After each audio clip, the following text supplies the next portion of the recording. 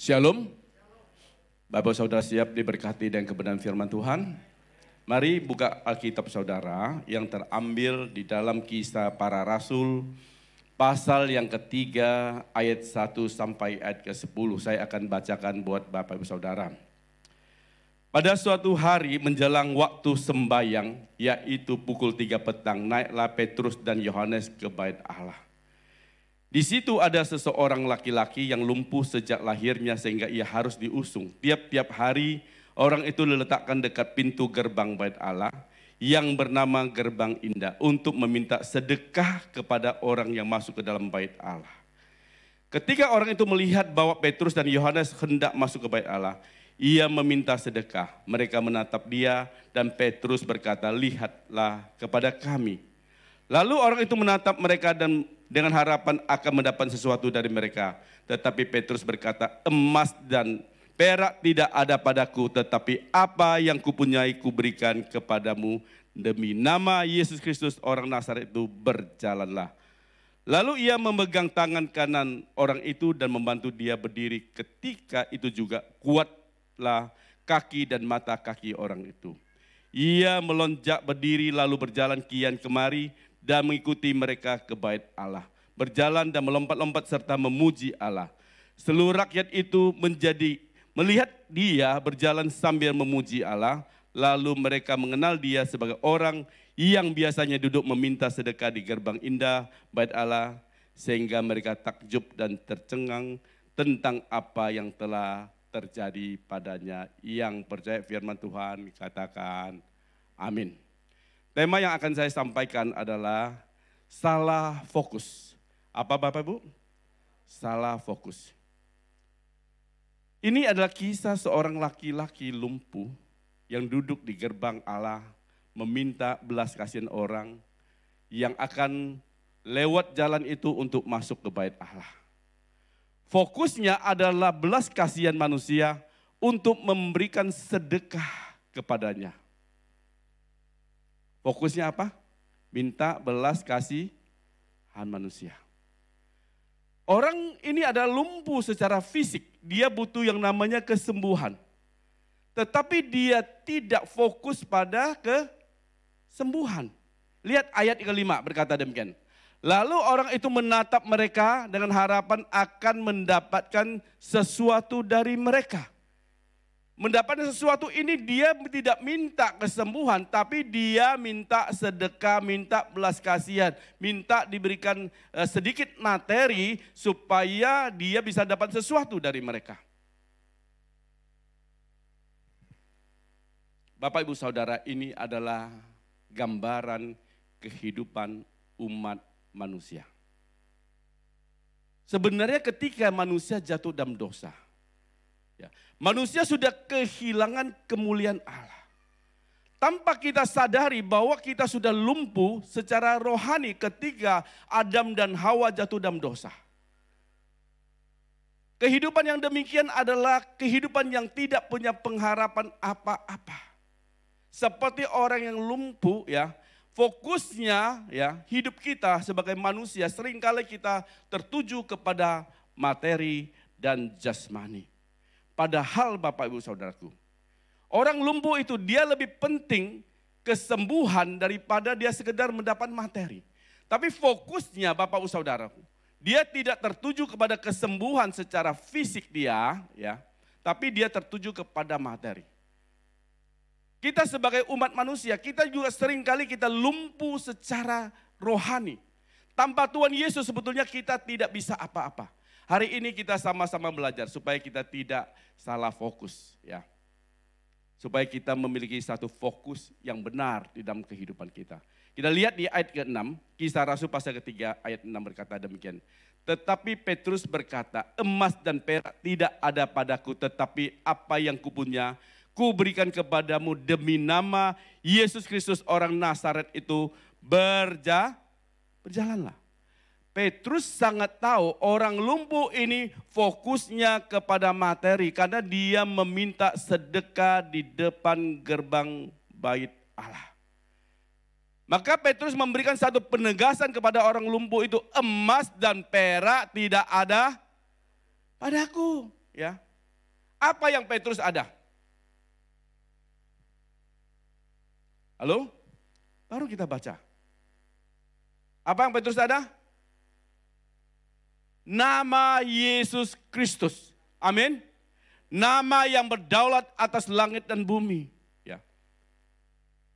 Petrus berkata, emas dan perak tidak ada pada saya, yang ada pada saya ku berikan kepadamu. Demi nama Tuhan Yesus Kristus, berjalanlah. Kesembuhan bagi orang percaya itu hanyalah bonus. Ayo katakan, kesembuhan hanyalah bonus. Firman Tuhan katakan, carilah dahulu kerajaan Allah dan kebenarannya, maka semua itu akan ditambahkan kepada kita. Seringkali Bapak Ibu Saudara, kita hanya cari bonus saja Bapak. Bonus itu urusan kecil. Tapi kita senangnya bonus. Kalau Bapak Ibu Saudara pergi beli mobil, ya, dapat payung. Senang tidak? Senang payungnya atau senang mobilnya? Seringkali kita senang payungnya. Sebentar lagi kita Natal ya. Natal itu biasanya dapat bingkisan. Senang gak dapat bingkisan? Senang ya. Iya, seringkali kita lebih senang dapat bingkisan daripada kita dapat Tuhan Yesus Kristus. Ini gambaran orang percaya kepada Tuhan. Seringkali kita hanya kejar berkat jasmani materi. Tapi kita tidak kejar Tuhan Yesus Kristus sebagai pemberi daripada berkat itu. Hari ini saya ingin fokus kita itu benar di hadapan Tuhan. Ketika kita mengenal Tuhan dengan benar, kita sebenarnya memperoleh harta yang tidak ternilai di dalam kehidupan kita. Amin. Seringkali kita tidak sadari yang kita kejar, kita datang ke gereja, kita beribadah, kita kejar apanya? Berkatnya, kesembuhannya, perlindungannya. Itu otomatis Bapak Saudara dapat. Kalau Bapak Saudara pergi beli mobil, kalau ada bonus hadiahnya otomatis Bapak Ibu Saudara dapat. Itu satu paket Bapak Saudara dapat. Tidak usah diminta-minta, Bapak Ibu Saudara pasti memperolehnya. Tapi seringkali kita sebagai orang percaya lebih suka bonusnya atau hadiah utamanya.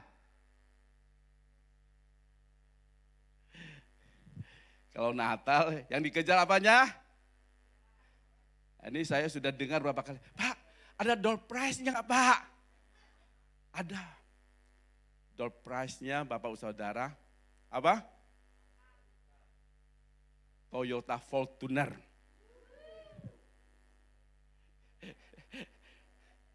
Dengan Toyota Fortuner langsung senang Bapak Saudaraku. Kalau Bapak Ibu Saudara sungguh-sungguh percaya kepada Tuhan Yesus, lebih dari Fortuner. Ini cuma jok ya, jangan pikir, waduh nanti Natalan ada Fortuner ya. Waduh enggak Bapak Saudaraku, enggak. Tapi kita sebagai orang percaya seringkali kita ini kejar yang namanya bonus. Sebetulnya ketika kita mengenal Tuhan dengan benar, kita memperoleh harta yang tidak ada, nilai yang tidak bisa dibandingkan dengan apapun juga. Amin. Bapak Saudara coba baca di Injil Matius pasal 13 ayat 44 sampai ayat 46. Ya. Ada dua perumpamaan itu yang sangat bagus tentang bagaimana orang mengenal Tuhan dengan benar. 44 berkata demikian, ayat 44 ya. Hal kerajaan surga itu seumpama harta yang terpendam di ladang. Yang ditemukan orang lalu ia dipendamkan lagi. Oleh sebab itu bersukacitanya pergilah menjual seluruh miliknya. Lalu membeli ladang itu. Itu yang pertama. Dikatakan orang yang mengenal Tuhan dengan baik Bapak Saudaraku. Dia rela menjual apa yang menjadi miliknya. Lalu dia untuk memperoleh yang namanya apa? Harta yang sesungguhnya. Tuhan itu sendiri. Amin. Tapi lebih sering kali kita ini ngejar berkatnya Tuhan, tapi kita tidak ngejar bagaimana mengenal Tuhan dengan benar. Ayat 45 lihat. Demikian pula hal kerajaan surga seumpama seorang pedagang mencari mutiara yang indah. Setelah ditemukan mutiara yang sangat berharga, ia pun pergi menjual seluruh miliknya lalu membeli mutiara itu. Apa yang paling berharga dalam hidup Bapak Ibu Saudaraku? Ada orang yang kehilangan harta materi, dia nangis-nangis Bapak Ibu Saudaraku, karena apa? Dia merasa materi itulah yang membuat dia hidup.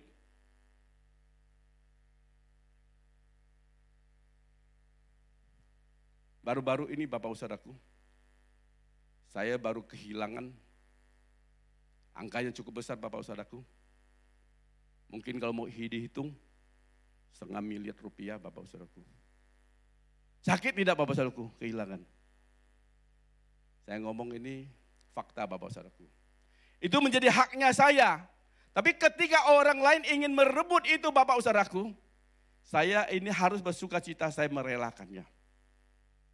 Tidak gampang loh Bapak Ibu Saudaraku. Karena saya tahu segala sesuatu yang ada dalam dunia itu tidak bernilai kekal Bapak Saudaraku.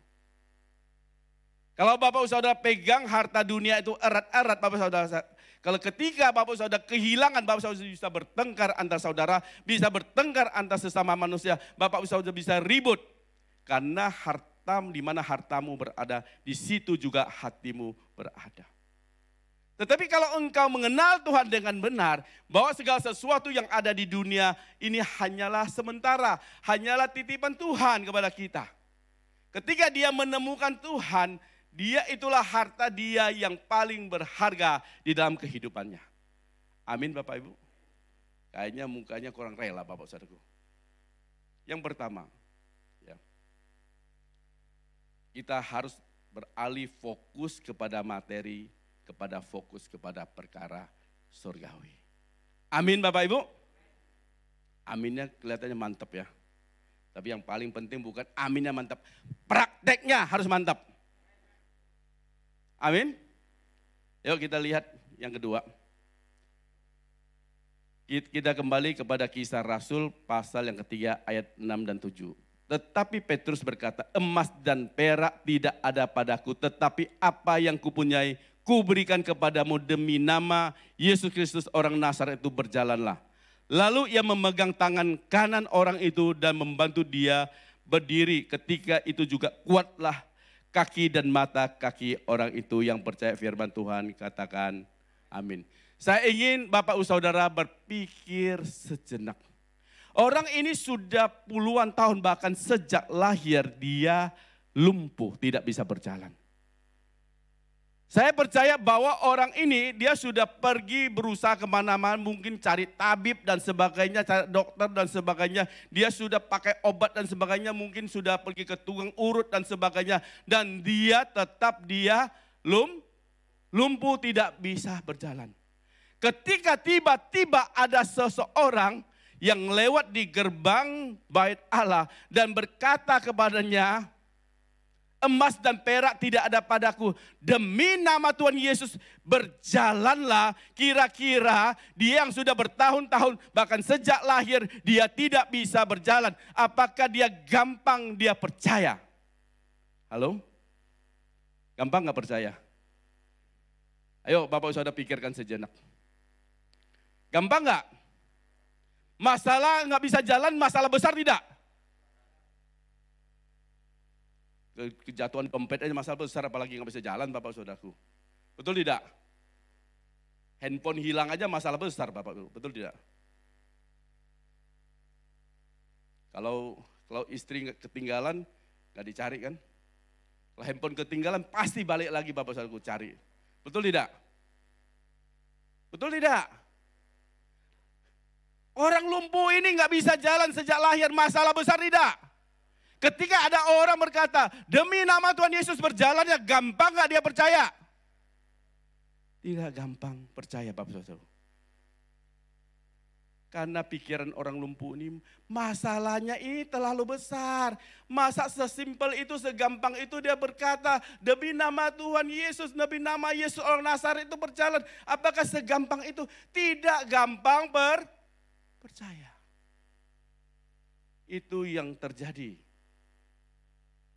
dalam kehidupan kita sebagai orang yang dalam tanda petik kita adalah orang yang percaya kepada Tuhan. Fokus kita saudara adalah masalah kita ini besar. Pak, pendeta, masalah saya besar Pak. Bulan depan Bapak, rumah kontrakan saya habis Pak. Sedangkan suami saya nggak bekerja Pak. Bagaimana saya lewatin Pak? Masalah saya besar.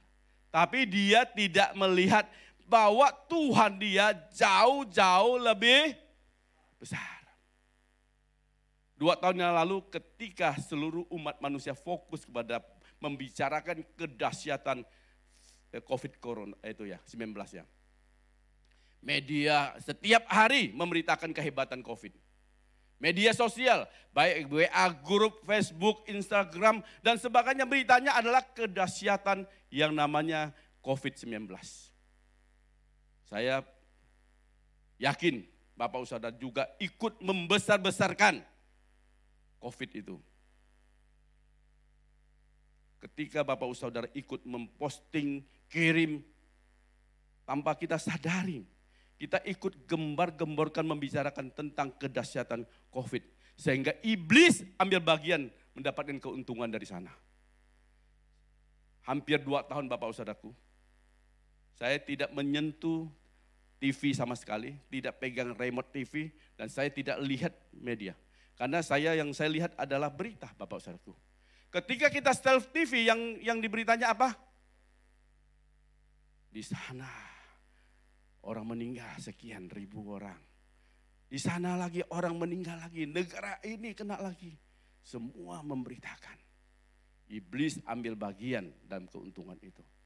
Saya katakan setiap hari Tuhan itu lebih besar dari virus corona. Amin. Kita jangan memberikan kesempatan kepada iblis untuk menggembar-gembur kehebatan dia. Ini karya iblis Bapak Saudaraku. Kita harus percaya bahwa Tuhan kita itu jauh lebih besar dari persoalan masalah yang kita hadapi. Kita bersyukur hari ini kita lihat Indonesia. Ya, mulai ini bisa mengatasi virus corona, COVID-19. Corona sudah mulai reda. Yang kedua Bapak Saudara, jangan fokus kepada masalah yang besar, tapi belajarlah percaya bahwa Allah kita itu jauh lebih hebat, lebih besar, dan lebih dahsyat dari segala persoalan hidup kita. Amin Bapak Ibu. Aminnya pelan Bapak Saudaraku. Tapi seberapa banyak dari kita Bapak Saudaraku, kita anggap masalah saya ini enggak bisa lagi. Saya sudah kanker stadium 4, mana bisa. Saya ini cuma tunggu hari. Saya mau katakan Tuhan kita itu lebih besar, lebih dahsyat dari persoalan kita. Yang penting kita harus tetap fokus. Iman kita harus tertuju kepada Yesus. Amin Bapak Ibu. Jangan fokus pada masalah besar, tapi fokus bahwa Tuhan kita itu maha besar.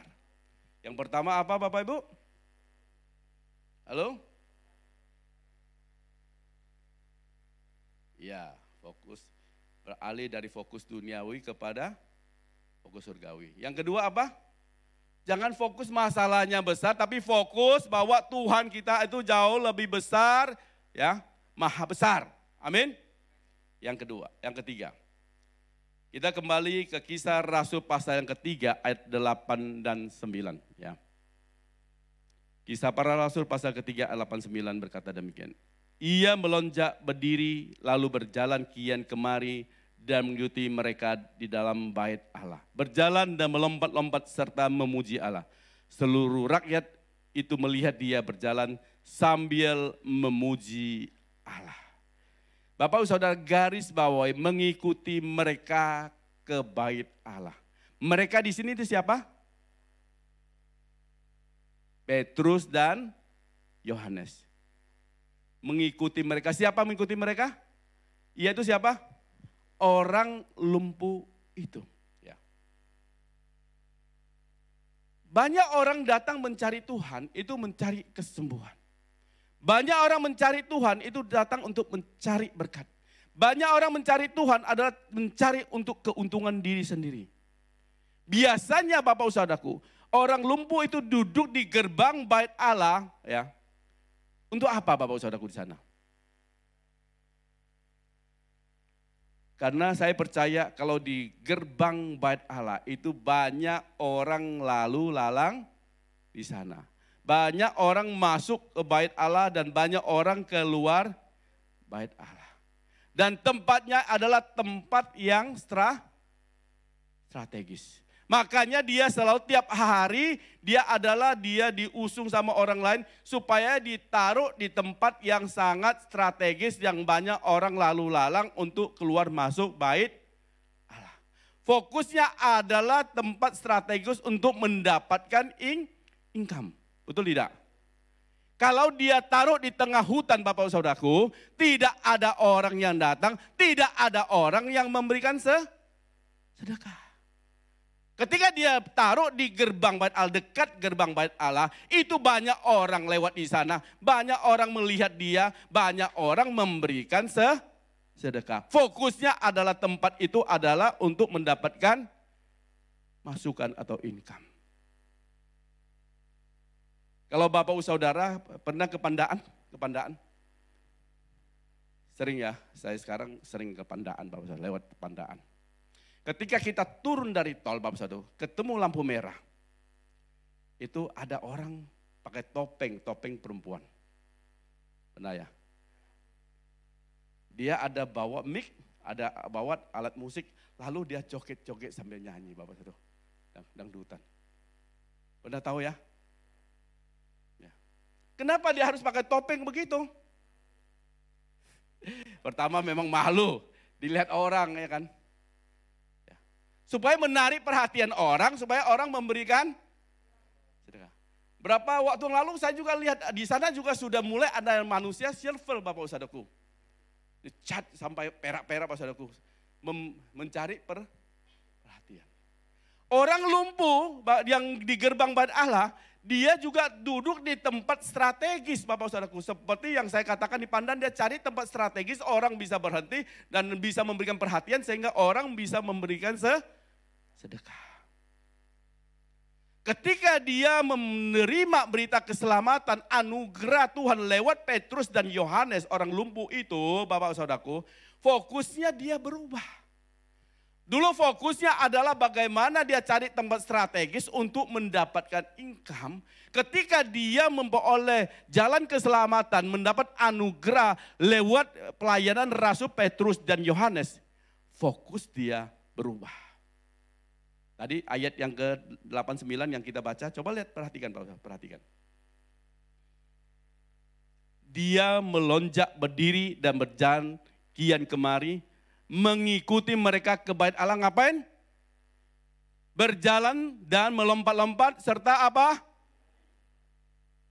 Dia tidak fokus lagi kepada hal-hal yang untuk memperoleh untuk diri dia sendiri, tapi fokusnya dia memuji, menyembah kepada Tuhan. Amin Bapak Ibu. Ketika Bapak Saudara datang beribadah, fokus Bapak Saudara apa? Saya datang beribadah karena WL-nya di sini mantap Bapak Saudaraku. Pak Roni Senturi. Mana Roni Senturi? Waduh hebat WL-nya Pak. Saya datang tempat ini, waduh, pengkhotbahnya bagus. Fokusnya jangan itu Bapak Saudaraku. Fokusnya Bapak Ibu Saudara datang ke tempat ini, datang untuk memuji dan menyembah Allah. Memberikan diri kita hidup berkenan kepada Allah. Membawa persembahan kepada Allah. Bukan mendapat sesuatu dari Allah. Fokus kita ini harus benar. Ketika orang lumpuh ini mendapat anugerah Tuhan lewat Rasul Petrus dan Yohanes, Bapak Saudaraku, dia paradigma dia berubah, cara berpikir dia berubah, fokusnya dia berubah. Biasanya fokus dia ada setiap hari, pokoknya saya harus ada di tempat strategis untuk mendapatkan income. Dia tidak pikirkan itu lagi, tetapi dia beralih ke bait Allah untuk menyembah dan memuji kepada Tuhan. Hari ini Bapak Saudaraku, Bapak Saudara harus memiliki fokus yang benar. Saya nggak tahu berapa tahun Bapak Saudara menjadi Kristen. Apakah fokus Bapak Saudara sudah benar di hadapan Tuhan? Sama seperti orang lumpuh di gerbang bait Allah ini. Ya, dulu fokusnya hanya mendapatkan belas kasihan orang. Tetapi ketika dia percaya kepada Yesus, ketika dia mendengar Yesus dari Nazaret itu, fokus dia berubah. Dia tidak lagi cari tempat strategis untuk mendapatkan income. Tapi fokus yang lama ada untuk diri dia sendiri. Tapi fokus yang baru untuk memuliakan nama Tuhan. Amin Bapak Ibu. Kiranya firman Tuhan yang singkat ini boleh sungguh menjadi berkat buat Bapak Saudara.